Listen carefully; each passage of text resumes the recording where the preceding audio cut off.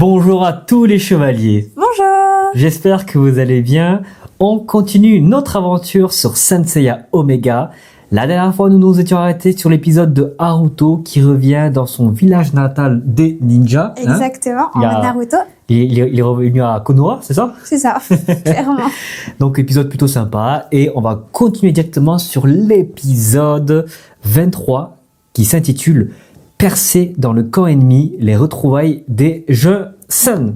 Allez, nos chevaliers s'apprêtent à encercler le château de Mars. Exactement. Pour retrouver Arya. Exactement.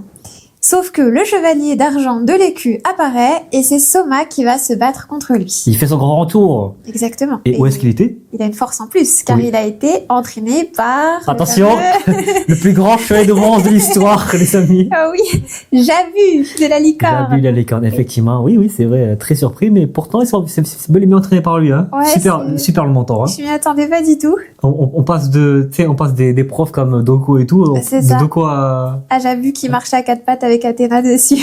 Ça m'a marqué, ça. Exactement. Et qu'est-ce qui se passe ensuite? Ensuite, donc, grâce à cet entraînement, il arrive à battre le chevalier de l'écu. Exactement. Et Arya a disparu, en fait. Elle n'est plus dans le château. Et elle est déjà partie avec Eden au pilier de la foudre. La foudre, exactement. Bonsoir, ma chérie, t'en penses quoi de l'épisode? Sans plus. Bah, on passe à l'épisode suivant, c'est tout. Voilà, c'est tout, t'as rien à dire. Oui. Allez, on passe à l'épisode 24, les amis, pour se retrouver en route vers le dernier vestige. C'est parti. On retrouve nos chevaliers de bronze en route vers le dernier vestige de la foudre. Et Exact. sur le chemin, ils rencontrent. Shaina. Exactement. Et du coup, elle raconte, en fait, l'histoire de l'apparition des deux bébés lors de la fameuse météorite qui a donné naissance à un bébé de la lumière et à un bébé des ténèbres. Exactement. Et on se rend compte que Koga n'est pas si lumineux que ça, car lui, il est censé être le bébé de Des l'obscurité, ténèbres. des ténèbres. Oh là là. Et Arya, c'est le bébé De la lumière. Donc grosse révélation et aussi un choc pour Koga. Ensuite, ils se disent, bon, on n'a pas le temps, il faut qu'on y aille tout de suite au vestige de la foudre, rejoindre Arya. Et sur le chemin, nos chevaliers de bronze vont se taper un à un les chevaliers d'argent. Les chevaliers d'argent, pardon. Ils vont se taper chacun un chevalier d'argent. Donc là, ça fait très sincère parce que chacun se prend un. Haruto s'en prend un. Haruto s'en prend un. Soma s'en prend un. Oui. Et Ryuro et Yuna s'en prend deux chacun, comme ça. Enfin, Oui, il y a le côté très Senseiya original, en fait. c'est ça, genre, vas-y, Koga, fonce, par son nous. C'est ça. Mm. Ce qu'il fait d'ailleurs. Ce qu'il fait. Et donc en fin d'épisode, on a Eden contre Koga. Affrontement. Et la fin m'a surpris. Et à ce moment, ils réussissent et Eden le prend très très mal. Oui, c'est ça. Eden Il le fait- prend très très mal. Exactement.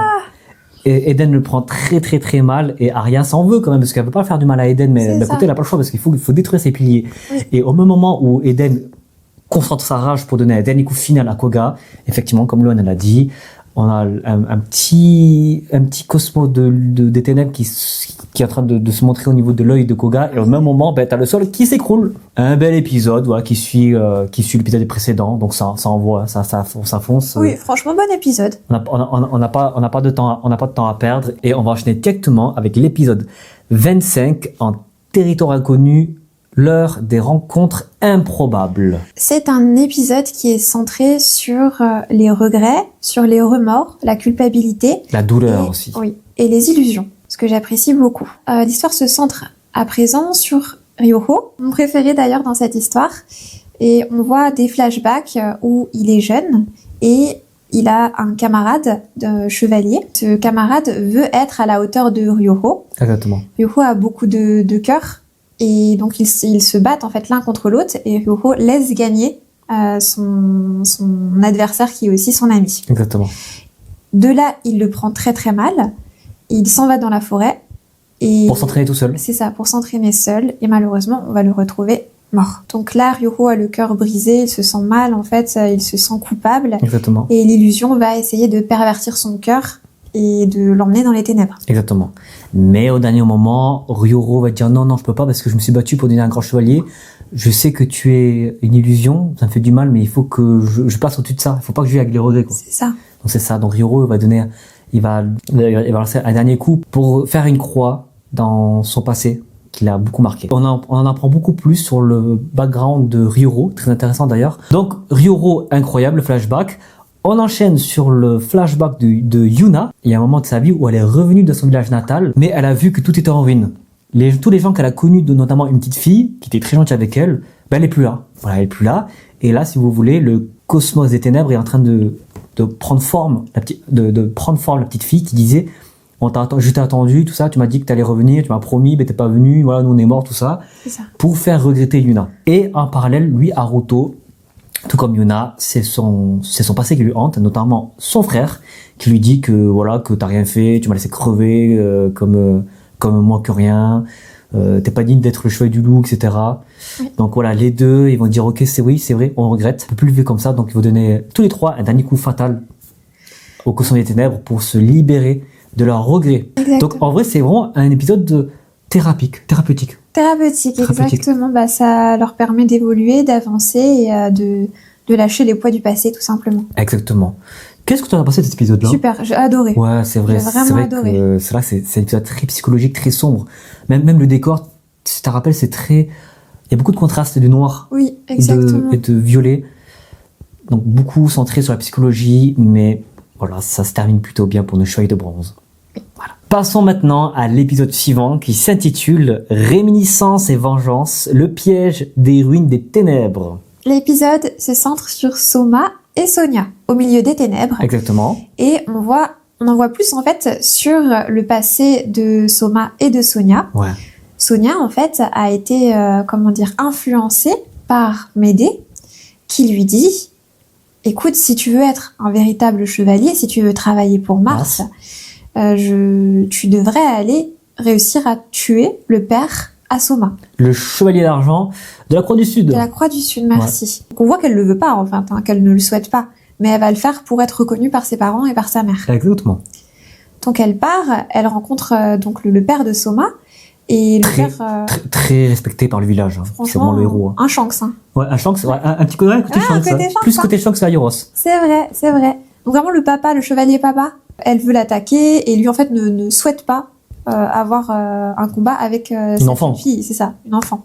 Donc il stoppe direct le combat, il veut pas se battre contre elle et il lui tourne le dos. Mais tout ne se passe pas comme prévu. Au tout dernier moment, et puis on y a cru qu'elle allait pas le faire. Hein. Vraiment. Au dernier moment, elle a pensé à sa maman et tout ça, elle a pété les plombs, elle a donné un coup de traître, c'est triste, hein. Qui a assassiné le père de Soma sous ses yeux. Oui. Horrible. Donc les deux, Soma et Sonia, ils ont un passé similaire. C'est pour ça que l'épisode, en fait, ça un an, ils sont pas séparés ensemble. Exactement. Et ensuite là, on passe au point de vue de Soma, où on voit que Sonia, elle est rentrée chez elle, elle a dit, ok, c'est bon, regarde, j'ai l'armure de la Croix du Sud. La maman qui dit, bravo, t'es une bonne fille, tout ça, etc. Et du coup, on voit Sonia rentrer dans sa chambre, en pleurs. Ah, elle pleure.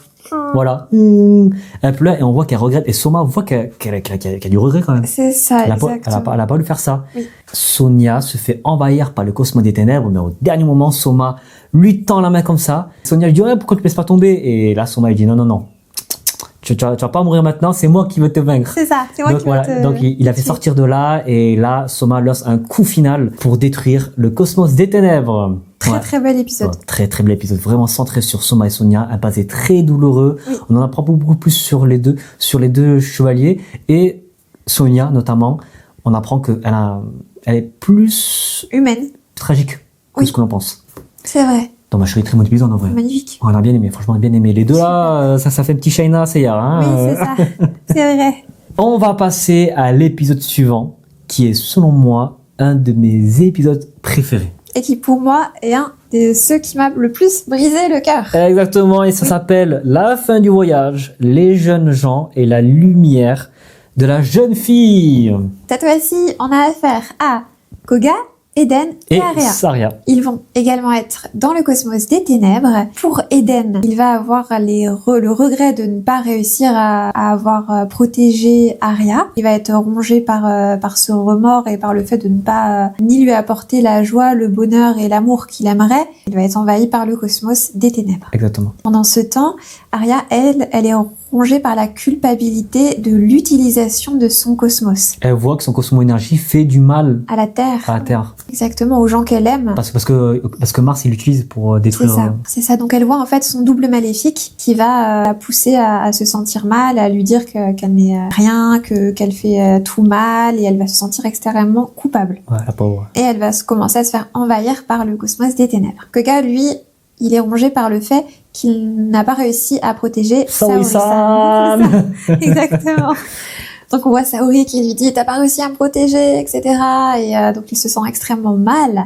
Et à ce moment-là, t'as Arya qui réussit à voir en fait ce qui se passe des deux côtés. Exactement. Et c'est ça qui lui donne la force de sortir du cosmos des ténèbres et de donner assez de lumière à Eden et à Koga pour les tirer de l'ombre. Ouais, c'est beau ça.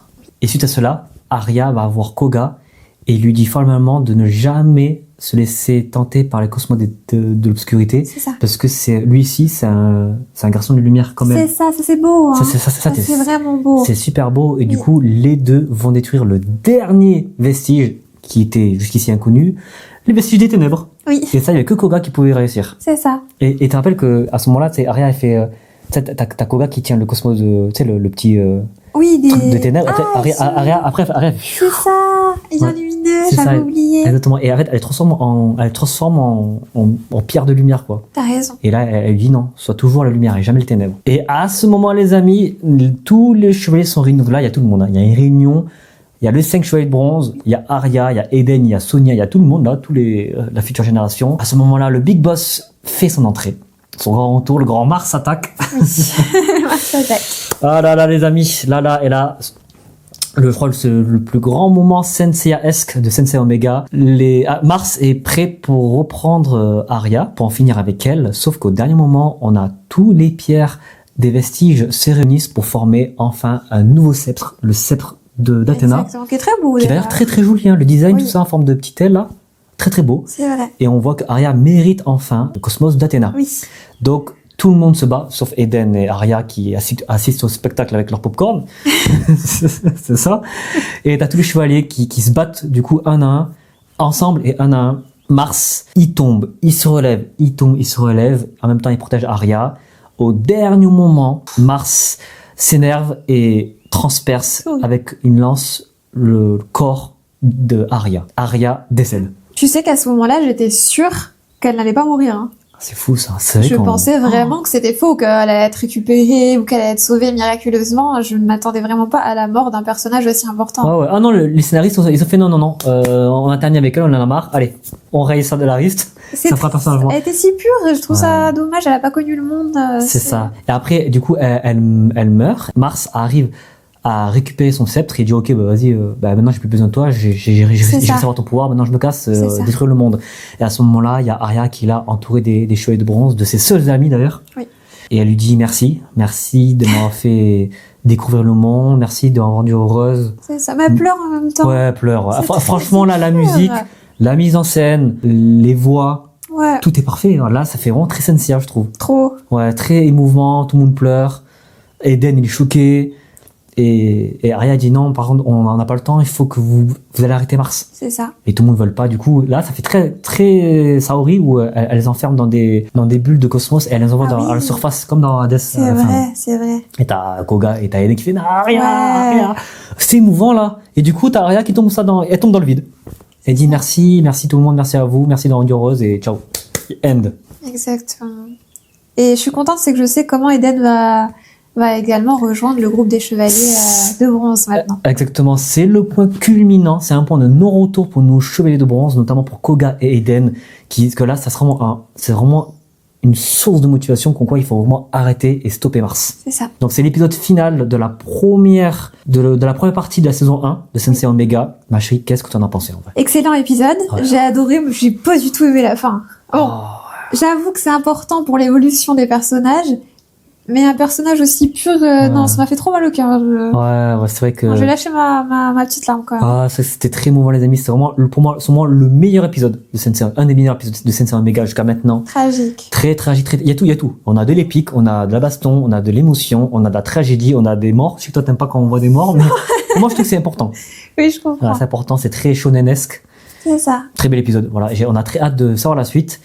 On spoil un peu, on attend maintenant des 12 maisons du Zodiac. J'ai hâte de voir les Chevaliers d'Or. Mais ça sera pour la vidéo suivante, les amis.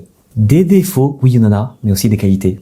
Exactement. Une belle découverte. Très belle découverte et on a hâte de savoir la suite. Oui. Oui. Merci beaucoup d'avoir visionné cette vidéo. N'hésitez pas à commenter, partager, à nous dire si vous avez détesté. Hein. On a Oui. très hâte de savoir ça. Merci à vous, abonnez-vous. N'oubliez pas de vous abonner, Chevalier. Et on se dit à la prochaine pour une nouvelle critique. Ciao Au tout le monde. revoir. Bisous.